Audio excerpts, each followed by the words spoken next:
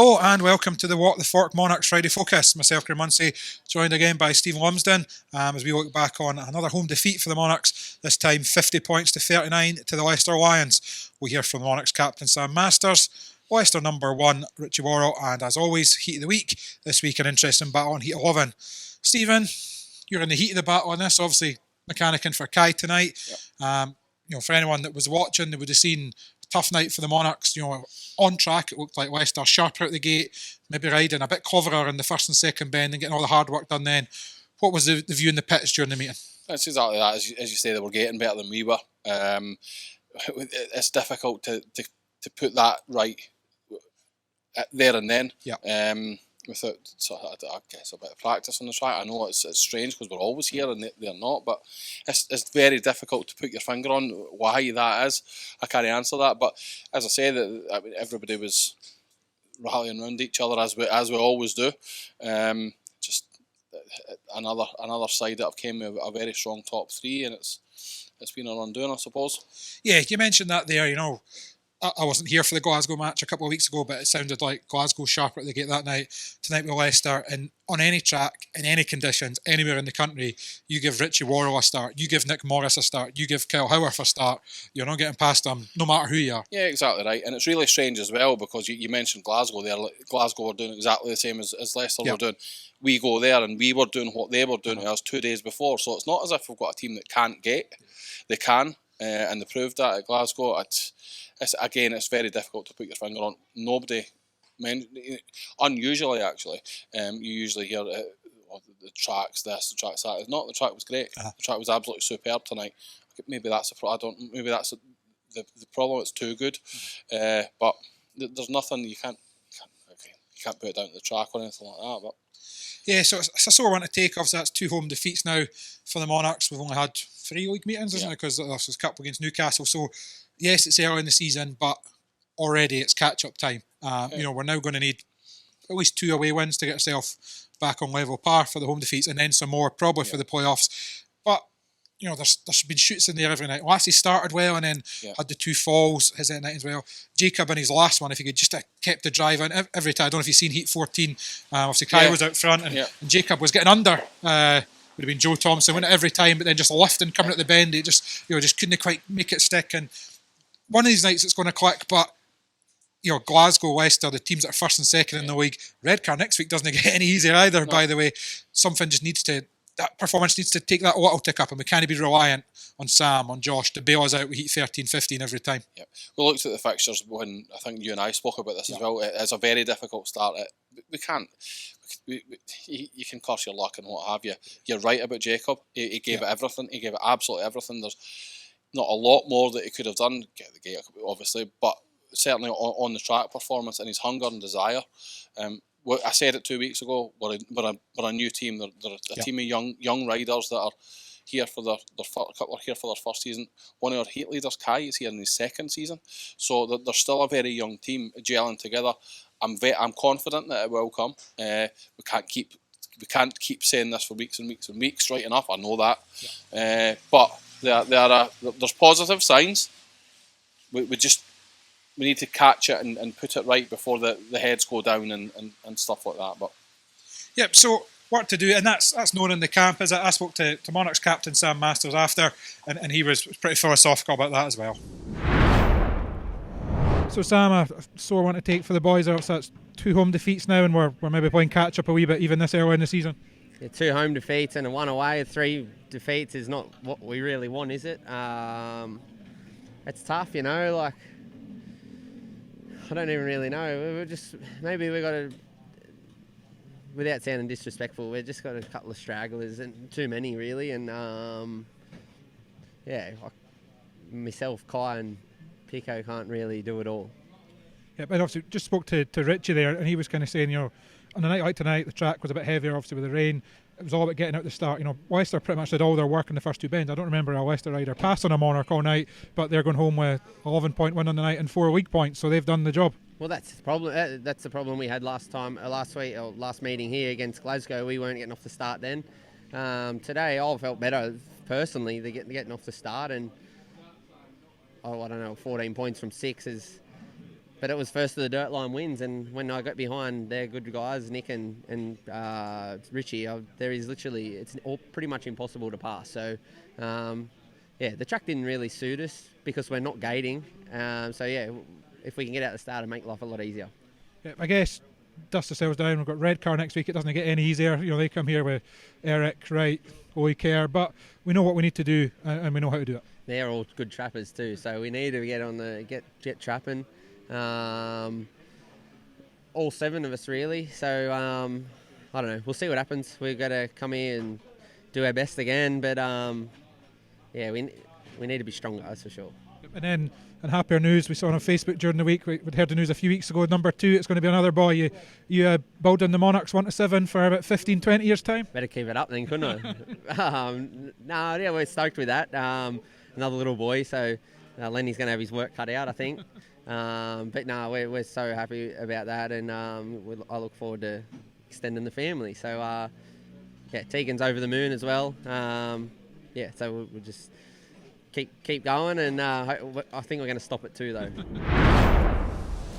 Sam there, he knows what needs to turn around, and as you mentioned, it sounds at least like the spirit's still there in the pits. Everyone's helping each other out. I mean, tonight's a horrible night to be in the pits, in that when things aren't going your way, these little falls, the fact that bikes are coming in dirty, it just kind of magnifies and it becomes not a fun night to be. But everyone still seemed to be around. You've seen at the end there, Jacob's out testing, Lassie was talking, getting tips, Kai, even after a good night in a Heat 15 nomination, was still looking for things on the bike that could be improved and stuff. So everyone's still working, and the spirit's still where it needs to be. Exactly. I've had worse nights in the pits. I've had worse nights and narrow victories in the pits. It's the fun is absolutely still there. It's you've lost by 11 points. How can you say that? I get that, but we're all still together, and we will be, right throughout the season. So again, difficult to take, and hard for me to kind of put it across. But certainly, there's no heads down in the pits. We're all behind each other and all supporting each other. And then if we flip it, look at the other side of the pits, Leicester. I spoke to Stuart Dixon during the week, and he said they were coming here with a job to do. They've been dominant at home, and we've seen how sharp they're at the gates. Remarkable. That's Leicester halfway through their league campaign already after that tonight, and the Monarchs have had 4 matches. But they did their job. 4 points. That's them now with the top of the league. Okay, other teams have got matches to catch. That's them now +5. They've gained 5 away points. Have not dropped any at home and looking dominant at home. So barring an absolute disaster, they're nailed on for the playoffs. Yeah, and I heard Stuart on the mic earlier saying that they're taking a couple of heavy defeats away and stuff like that, so they've learned and they've progressed and whatnot, and as you say, they're top of the league, so it's proof of that. That's it, proof of that. And I spoke to Richie Worrell, who is the Leicester number 1, after the match.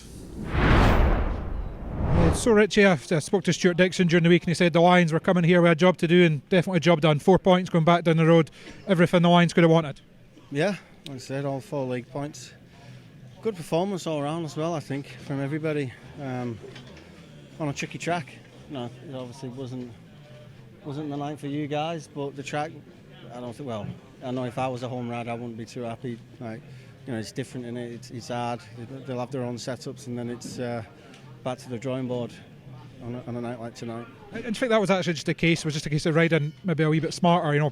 All the work was kind of done in the first and second bend in most races, and just riding smart, making sure you were right on the line and making the Monarchs do all the work, and that's when mistakes and falls and things can happen on tracks like that. Yeah, I mean, we was sharper out the starts, definitely, and like you just said there, I know like myself, them kind of races with Sam and Josh, it's the first one to that dirt line, and then that's pretty much it. So yeah, like you said, that first probably half a lap, it's very, very important. You got to try and get your nose out front, and then it's fairly easy from there. But it's a lot smoother than I remember. Anyway, there seems to be some work going on or something. It's a shame it wasn't a proper racetrack. We might have seen a bit more racing, but we got the match on, and here we are. Worked out better for us. And you mentioned there from the Lions' point of view, obviously been dominant at home.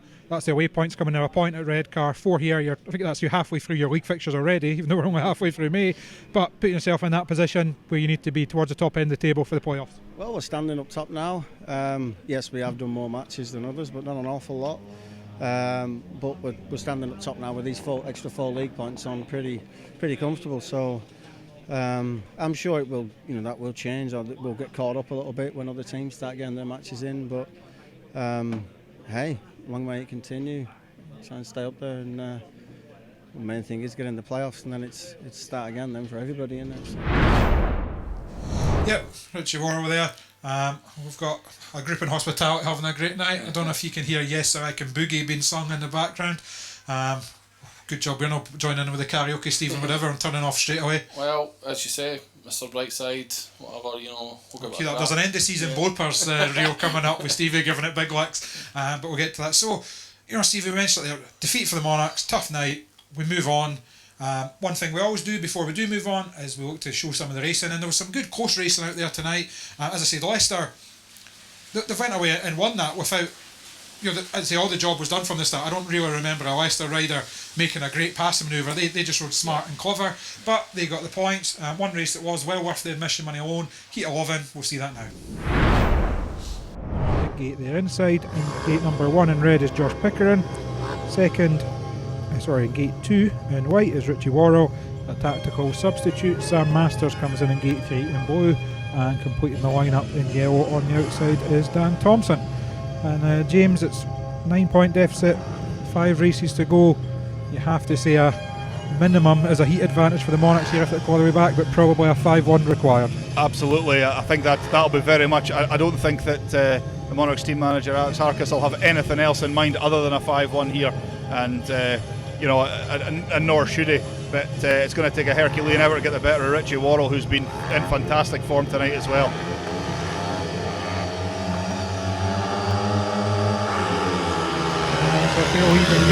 Masters looks to have the drop inside. Worrell will push him, but he's cut across the bend. Will that allow Pickering up the inside? Not quite. Worrell uses the drive on the outside there to get himself back in the second.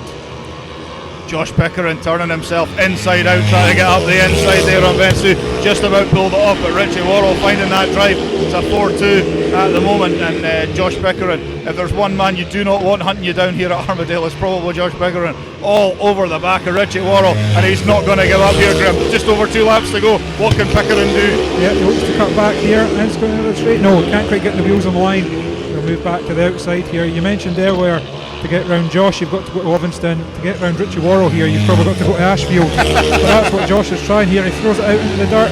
Cut back here. Can he get the wheels on line this time? He's getting closer as they go into the last bend. Oh, nothing between them there. So cut back on. I think Worrell's just going to have it with a drive there. Just gets some battle there with Richie Worrell and Josh Pickering, and I think almost any other rider in the league apart from Richie Worrell and Josh Pickering would have had him there. But an excellent effort by Worrell to at least keep that damage down to a 4-2 to the Monarchs. Yeah, Richie Worrell, with Josh Pickering all over the back of him there. Fantastic to see. I tried inside, outside. It was trying to turn himself inside out there, just trying to find that little bit extra. But ultimately, as you say, a lesser rider and he would have been passed. But certainly not for lack of effort. But just how crucial could that second place be for Richie Worrell? But ultimately, as a heat advantage to the Monarchs, which would be the minimum that they set about here. So they're going to hit back, and we'll see 3 of those 4 riders once again in heat number 13. So we don't have to wait too long. Number 11. Yep, excellent action on that one, Stevie, and as I say on the night, it was a big 4 points for Leicester, 50 points to 39 the final score. They take those points back down the road, and the Monarchs look to regroup next Friday. Doesn't get any easier. Redcar, McCall, Eric Riss, Charles Wright, Louis Kerr, Jordan Jenkins, Jason Edwards, another tough night in store. But before that, myself and I'm going to assume Dave Harlow, he was one of those ones you might have heard singing up there. He's up in hospitality tonight, that's why he's not joining me here. We'll be back with the preview show during the week. But Stevie, thank you very much for joining us, and until next time, goodbye.